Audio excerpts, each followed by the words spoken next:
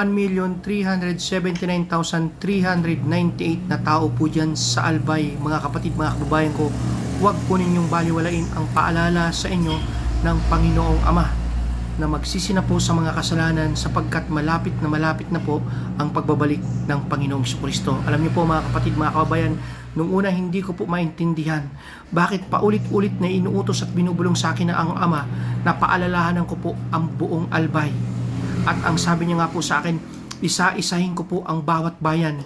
Nagsimula po ako sa Ginubatan Albay hanggang po sa natapos po ako sa Santo Domingo Albay. Alam niyo po mga kapatid, mga kababayan ko, ang pinakamalaking bayan po dyan sa inyo ay ang Legazpi po. At ang pinakamaliit na bayan po dyan ay ang Jubilar. Mayroon pong 17,000 na katao. Mga kapatid, mga kababayan, yung 1.3 million po dyan na tao, kasama po ako, lahat po tayo ay makasalanan, subalit mahal na mahal tayo ng ating Panginoong Ama. Kaya ibinigay niya yung kanyang nag-iisang bugtong na anak upang sino man ang sumampalataya sa kanya, kailanman ay hindi mapapahamak. Mga kapatid, mga kababayan ko, wala pong ibang nais ang ating Panginoong Ama kung hindi lahat po tayo ay maligtas sa lawa ng apoy sa impyerno. Ni isa man po sa atin ayaw ng Ama maitapon sa lawa ng apoy sa impyerno. Mga kapatid, mga kababayan ko, pinakita rin po sa akin ng Ama ang isang pintuan ng impyerno ay naririyan po sa inyo sa Albay, ang Mayon Volcano po dyan. At sabi po ng Ama, kung hindi po tatalima, susunod ang mga tao na magsisi sa mga kasalanan. Kapag po bumuka ang pintuan ng impyerno, lahat po ng malapot na apoy ay iluluwa. At ang mga taong hindi na nanampalataya sa Panginoon, hindi nagtitiwala sa Diyos, ay mapapahamak ang kanilang kaluluwa.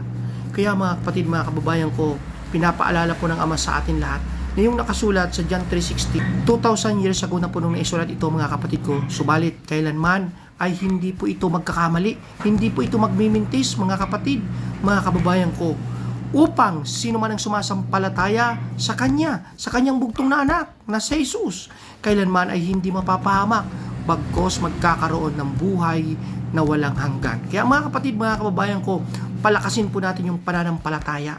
Unahin po natin na pagsisihan yung ating mga kasalanan sapagkat hindi po nagbibiro ang Ama sa kanyang paalala sa Marcos 1 verse 15 na ang takdang panahon ay kumpleto na, malapit na ang paghahari ng Diyos. Magsisi na sa mga kasalanan at manampalataya sa Ebanghelyo. Mga kapatid, mga kababayan, bago pa po maging huli ang lahat, magrepent na po tayo sapagkat malapit na po ang pagbabalik ng ating Panginoong Jesucristo. Kung gusto natin na maligtas tayo sa lawa ng apoy sa impyerno at maranasan natin ang buhay na walang hanggan sa kaharian ng Diyos. Brother and sister, sa 1.3 million po dyan sa Albay ng mga tao, please repent before it's too late.